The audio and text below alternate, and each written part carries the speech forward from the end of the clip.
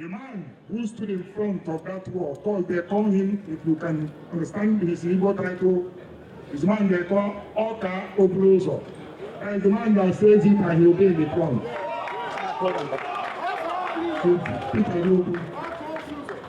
I want to also thank him specially for the leadership he has given to FCT.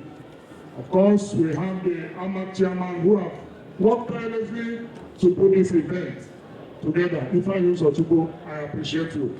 And I want to congratulate AMAC for hosting this event.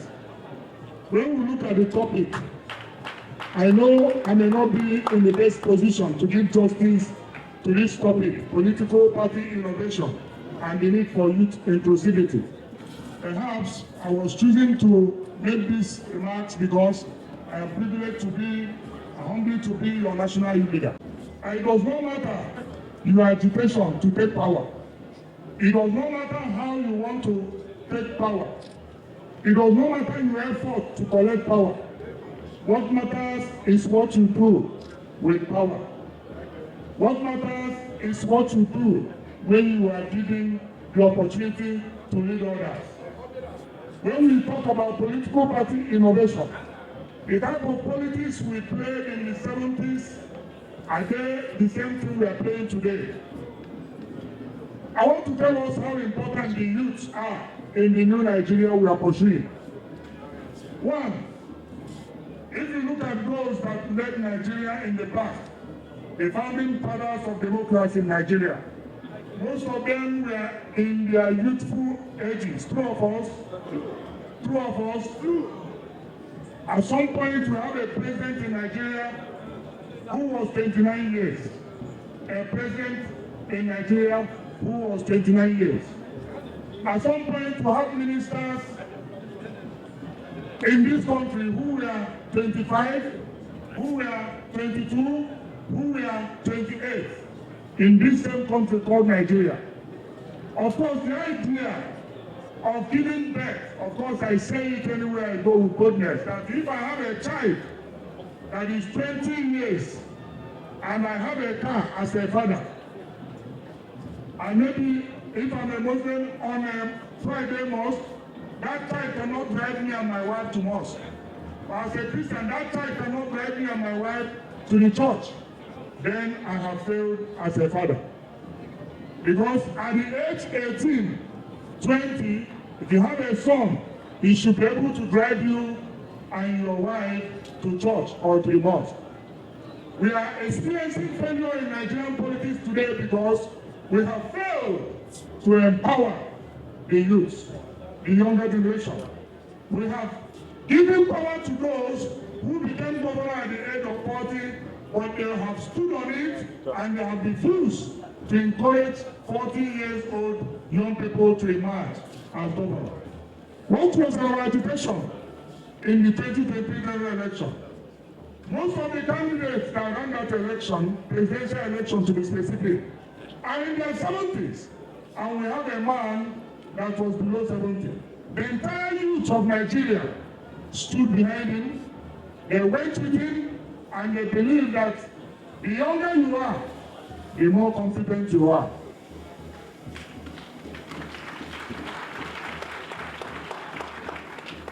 So when we talk about political party innovation and youth inclusivity, it's not a mistake. If you look at the charter, the international protocol, I'm not even qualified to be the national leader of Labour Party. But because in Nigeria, we bastardize institutions. In Nigeria, we neglect institutions and we continue to build powerful individuals. And we build powerful individuals that will come to become vampires.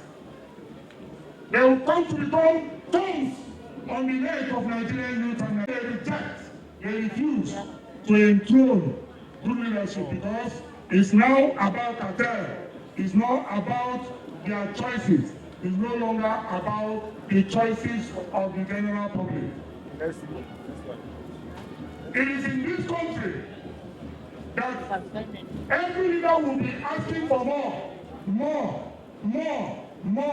neglecting the foundational principles of democracy, which means that democracy is government of the people, for the people and by the people.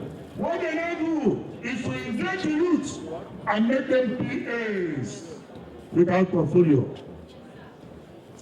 And I want to use this opportunity to call on all the youth to stand up and save this country. There is no other person that can save Nigeria than the Nigerian youth. You did it before when you stood in Lagos and said no to NSAS.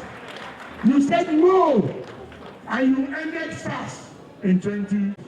You did it in 2023 presidential election when you said no to structure of criminality, and you gave a show that brought victory to Labour Party in the presidential election. You will do it again from 2027. Are we going to do it again? Are we going to do it again? Are we ready to do it again? Any institution that does not respect the youth is a failed institution. Because when they want to read, they will use the youth. When they want to fight, they will use the youth. When they want to cause problem, they will use the youth. But when they want to share, they put us behind the scene. Are we going to accept that again? No! Are we going to accept that again? When they want to attack our mothers and the polling unit, who stands up to defend them? When they want to attack our mothers in the polling unit, who stands up to defend them? When they want to cast the election and defend the vote and protect the vote, who do they call? If they want to protect the collection center, who do they call? Are we going to remain monkey the walk or do the talk? Are we going to remain monkey the walk or do the talk? I am concluding already because the anger in my heart is what I want to reflect by this short speech that I've given. I want Nigerian youth to stand up. We are not saying it to disparage our fathers, our respected fathers, our mentors, those who gave us strength. Of course, one of my political mentors in the Labour Party used to tell me something. That's what we do. When I want to ask sometimes, you say, my friend, calm down, calm down. And I asked him a question one day. I said, when you were in my age, do you need to calm down? He laughed. If you know him very well, when he was my age, he can stretch this place and say nobody will pass and nobody will pass. But today when I want to do that, I say, calm down, calm down.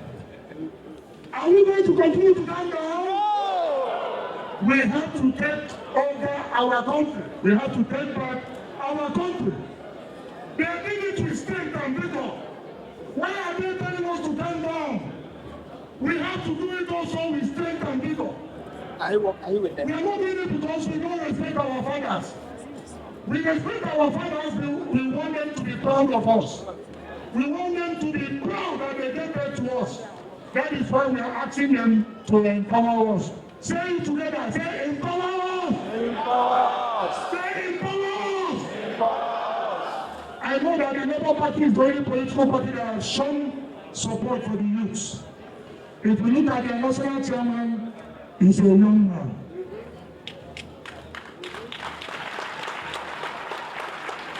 And the party has made it easy for young people to run an election. So who do we follow? Labour Party. Who do we follow?